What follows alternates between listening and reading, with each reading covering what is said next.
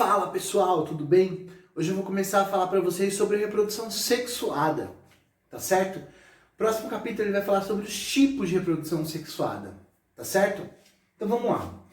Primeiro de tudo, eu tenho que saber que reprodução sexuada, eu tenho a troca de gametas. Eu tenho o sexo acontecendo.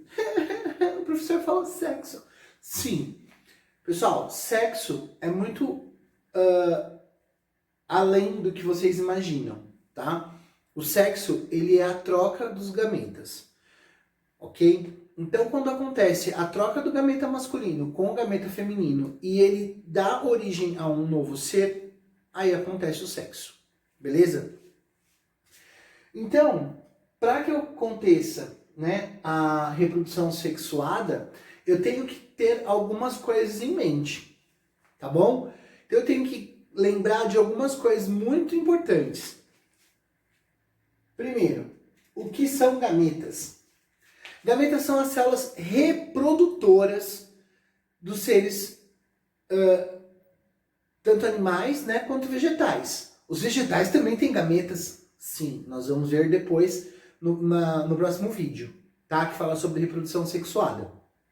Então, lembrando que gametas são células reprodutoras, tá? Dos seres vivos. Então, né, dos seres, na verdade, as bactérias são seres vivos, porém não apresentam gametas, né? Elas têm material genético. A gente já vai ver isso daqui a pouquinho, tá? E aí o que vai acontecer nesse tipo de reprodução sexuada, né? Na troca desses gametas? Eu tenho um gameta masculino, que é o espermatozoide, às vezes chamado de anterozoide, quando for no caso de algumas plantas, né? E ovócito, no caso aqui, né? Dos animais, osfera nos vegetais. Então a gente tem uma célula que é chamada de gameta, que representa o sexo masculino, né? E uma que representa o sexo feminino. Certo? Quando essas duas células se encontram, o espermatozoide vai lá, nadando, e encontra o ovócito. Te encontrei. O que acontece? Ele tem uma região, né, denominada zona pelúcida, esse ovócito. E o espermatozoide tem uma região chamada acrossomo. Então, ele fica batendo a cabecinha dele assim, igual como se você estivesse batendo a sua cabeça na parede, na tentativa de quebrar essa região de zona pelúcida. Ó, é mais ou menos assim. Aqui eu tenho uma região de células, uma camada de células, e o espermatozoide ele começa a tentar quebrar, romper essa zona pelúcida para conseguir entrar dentro do ovócito, tá? Isso a gente vai estudando no decorrer dos anos, ok? Quando ele consegue entrar dentro do ovócito, ele solta a cauda e entra dentro desse ovócito. Essa célula se funde com o núcleo da outra célula que está lá dentro, e aí vai começar um processo de divisão intenso, tá? Divisão celular, que vai dar origem a uma célula denominada célula-ovo e depois zigoto, e aí ele vai se desenvolvendo.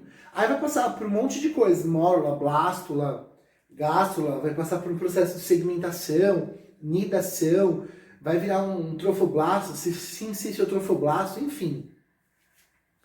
Aí a gente vai estudar isso no ensino médio, tá? Isso daqui eu não preciso que vocês saibam agora. Então o que eu quero que vocês saibam? O espermatozoide rompe a zona pelúcida, consegue entrar aqui dentro, né? As células, né? O núcleo das células se fundem e aí vão dar origem a uma célula-ovo, né? Aqui. E essa célula-ovo vai se dividindo e vai dar origem ao zigoto. Tá?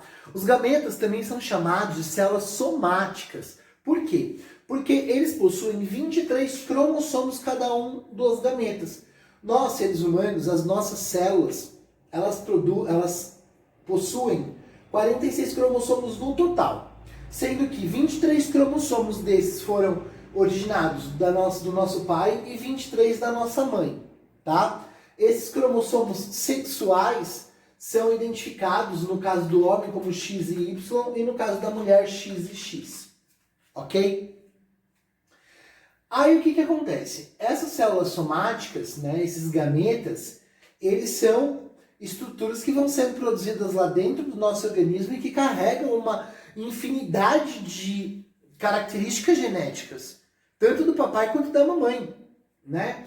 E aí, o que acontece? Lá dentro dessas células, né, nós temos os cromossomos. Os cromossomos são formados, né, por regiões determinadas de braço, possuem um centrômero, tá, que é uma região que coliga, né, os braços, as cromátides, né, desse cromossomo. E aí, se você vai desespiralando esse cromossomo, ele vai dar pra gente aí a característica genética da pessoa, que é o DNA. Dentro do DNA, a gente consegue encontrar o gene, que são características genéticas nossas, ok? O DNA, então, ele é formado por uma fita de dupla hélice, denominado também de ácido desoxirribonucleico, certo? A partir do momento que acontece a fecundação, né, acontece uma combinação genética, uma combinação de genes, que dificilmente nós iremos encontrar em uma outra pessoa. Mesmo esse ser, né, se reproduzindo com o mesmo ser. Por exemplo, seu pai e a sua mãe tiveram 2 filhos. Seu irmão ou sua irmã não é exatamente igual a você. Então, você pode ter uma sequenciação de DNA parecida, porém não é igual, tá? Os únicos que apresentam DNA igual são gêmeos idênticos, né? Ou chamados também de univitelínicos. Por quê? Porque quando acontece a fecundação, aqui, no momento em que o núcleo da célula do espermatozoide se funde com o núcleo da célula do núcleo, no lugar de acontecer uma divisão, por exemplo, essas 2 células elas vão se dividir, vão virar 4, elas viram 8. Tá? E aí dá sequência no processo de divisão diferenciado que vai dar origem a 2 seres. Tá? Lembrando que gêmeos idênticos ou univitelínicos são formados por apenas um espermatozoide e um ovócito. Então, um espermatozoide e um ovócito. Tá? Os univitelínicos. Aí, eles possuem o DNA igual. Tá? O DNA deles é igual. Outra coisa também que é importante lembrar, os gêmeos univitelínicos, eles sempre serão do mesmo sexo, tá? Por quê? Porque não tem como o espermatozoide que fecundar esse ovócito, ele ser o espermatozoide meio homem, meio mulher, tá? Metade dele ser X, né, XY e a outra metade ser XX, né? Não tem como. Eles sempre terão o mesmo sexo. Quando nascem gêmeos de sexos diferentes, são chamados de gêmeos bivitelínicos, tá? Porque são formados por 2 ovócitos e 2 espermatozoides diferentes. Portanto, os gêmeos idênticos, eles possuem DNA igual, tá? Isso é importante lembrar. Porém, a impressão digital deles é diferente, ok? Eles não possuem a mesma impressão digital. E o que acontece aqui também no DNA, que a gente consegue notar de diferente, por mais que o DNA seja igual, tem alguns locos de mutação, né, lá cromossômica, bem assim, em pontos exatos desse DNA, que acontece uma diferenciação, que aí a gente consegue perceber que o DNA não é tão igual assim. Tá? Mas é uma coisa mínima, ok? E aí agora uma coisa bem legal, né, que é para finalizar o capítulo, é de onde surgiu a reprodução sexuada. Bom, lembrando que lá depois que teve tudo os gases, a atmosfera, lembra lá das hipóteses de Oparin, Aldani e tudo mais, os conservados começaram a dar origem a diversos seres, né? E aí, possivelmente, cianobactérias, né, surgiram com a finalidade, né, de evoluir, enfim. E aí as bactérias também, e as bactérias começaram a se reproduzir, porque reproduzindo sexuadamente, uma bactéria dando origem à outra, não estava sendo muito legal porque não tinha uma variabilidade genética, tá?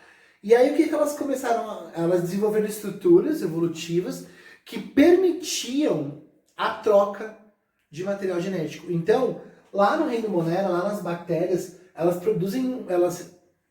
possuem um processo reprodutivo chamado de conjugação, tá? É um processo de recombinação gênica que elas realizam para trocar material genético. Como isso acontece? Bem didático. Elas possuem na sua parede celular algumas fímbrias, tá?